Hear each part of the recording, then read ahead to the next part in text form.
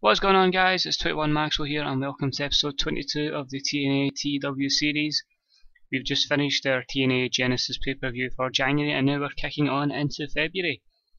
We have a nice 14 segment show here with 2 pre-show matches as well, and today we're going to be broadcasting it live from the Louis Brown Athletic Centre in New Jersey in the Tri-State region as we try to capitalise on the massive, well, for TNA standard, the massive popularity that we have in the Tri-State region.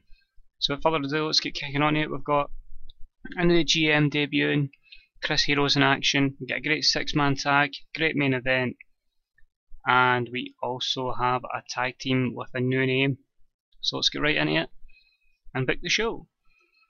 So pre-show is 2 matches and about that solid in-ring action but not much in the way of heat. Samoa Joe defeats Redman in 10-17 by pinfall with the Muscle Buster. Basically, Joe wasn't on the show, we had to give him a match just to keep him happy, so a 6-1 rated match was pretty decent, and it says Tracy Brooks did good work at ringside and Samoa Joe improves his performance skills, so that's a good match for the pre-show. And a second pre-show match, in a match that had some good action but not much in the way of heat. Beth defeats Velvet Sky in 6:40 via pinfall with a Glam Slam. Velvet Sky was off her game, although Beth and Velvet Sky both showing good chemistry. Announcing team was good and the Ultimate Knockout storyline continues with this segment, so another good solid match. And that kicks us right into the show, the usual pyro as we get every time. The show starts with the impressive opening of pyro before the lights are raised and several sections of the excited crowd are shown waving various signs and wearing, like, say, Jeff Hardy stuff and that. The show switches to the announce table with Jim Ross and Mike Tenay introducing Hype Tonight's show and the expected impact of the likes of Austin Aries, Adam Cole, Bobby Lashley and Bobby Roode are likely to have. 2 storylines continue, the title feud and the rival feud, and the rating was a 69. It's a good opening there. We start off with Magnus inside the ring cutting a self-promotion promo. When the lights go out, Jethro's music plays and his trademark symbol appears on the big screen. So we're trying with this new character that Jeff's got, called Jethro, we're just trying to make a lot of mind games on Magnus at the moment. And that's a solid 7 to 8, and obviously Jeff's charisma is not the greatest. So using the stuff like mind games and that should hopefully get the feud a lot of heat behind it. We then have our opening contest, and about that had solid in-ring action but not much in the way of heat. Madison Rayne and Gail Kim defeat Hate You 2, the tag team of Thatcher and Kay, in 6:37 when Madison Rayne defeated Alexa Thatcher with a raindrop. A 52 rating is pretty decent for knockouts that don't have much experience together. Thatcher improves her rumble skills, and that's a decent introduction to them as a tag team. Basically using them against 2 veterans that didn't want a job, so we had to put them over. Christy Hemme is then in the ring talking with DJZ about the upcoming match. I get a 52 rating, we're going to give him a wee push. He then has a match, and a match with some good action but not much in the way of heat.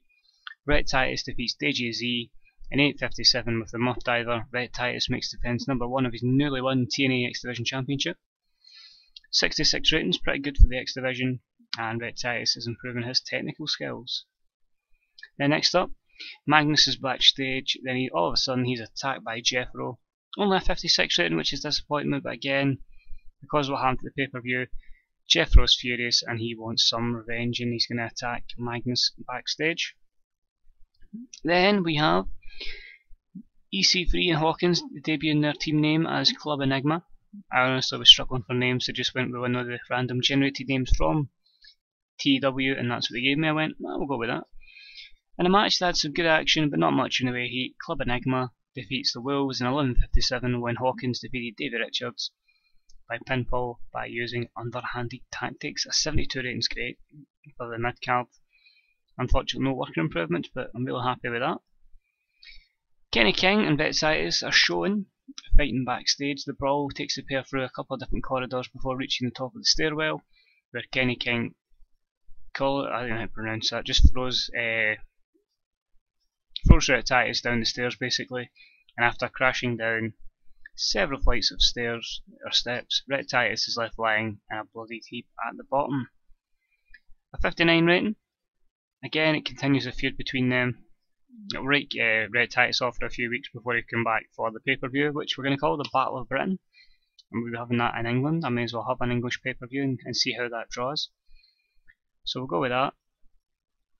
And then we have some 6-man action. In the match, had some good action. An average heat: Adam Cole, Drew Galloway, and Harry Smith defeated Austin Aries and Bad Influence in 16:23, when Adam Cole defeated Christopher Daniels by pinfall with a Florida key. 72 ratings, outstanding. Colour commentary is good, and both storylines advance for this segment, and Austin Aries improves his performance skills, so that's good as well. Bobby Lashley then bursts into Kurt Angle's office and tells him exactly what he thinks of him. He's pissed off because of the whole losing the title rematch, and he isn't not even booked for this show.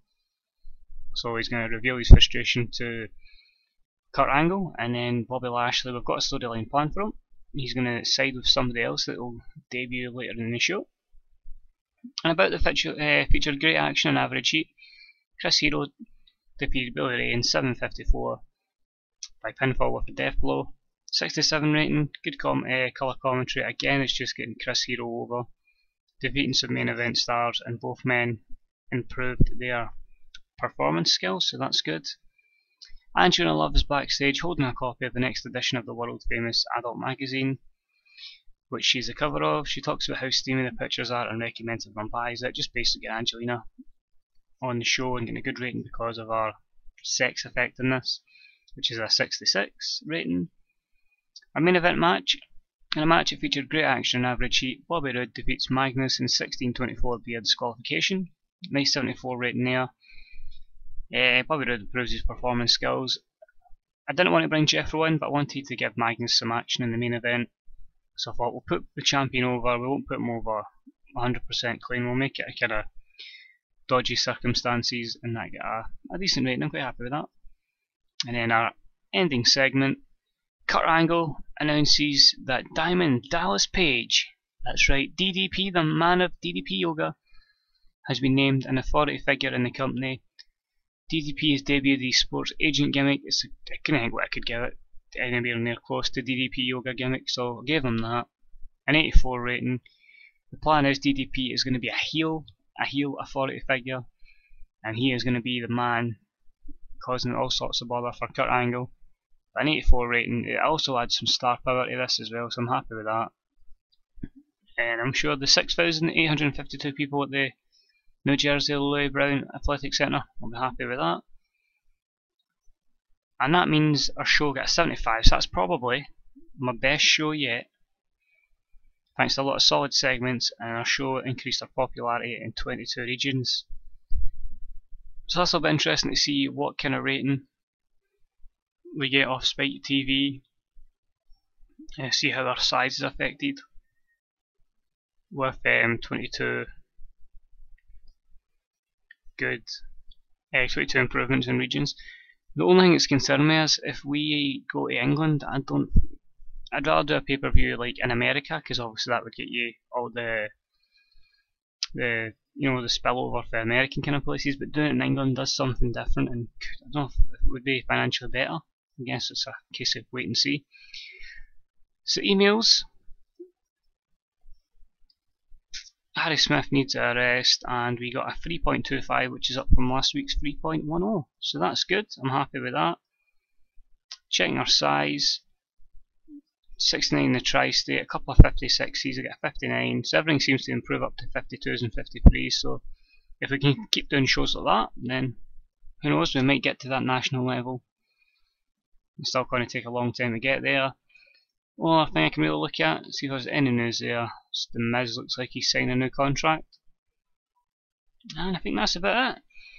So that's it for this episode, guys. As you can see, a nice wee profit in last month, 75,000, so we can keep doing stuff like that. Momentum's high, it's on the rise, up to 70 now. Getting a couple of good shows in the book. I don't think got history. Definitely be the best show of the year, a 75, yep. See if we've actually talked. We'll had a 75 for Retribution. I think it's our best impact. Not second best impact.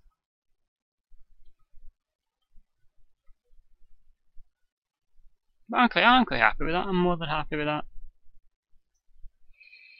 So hopefully we can just keep continuing and keep this good running momentum we're on.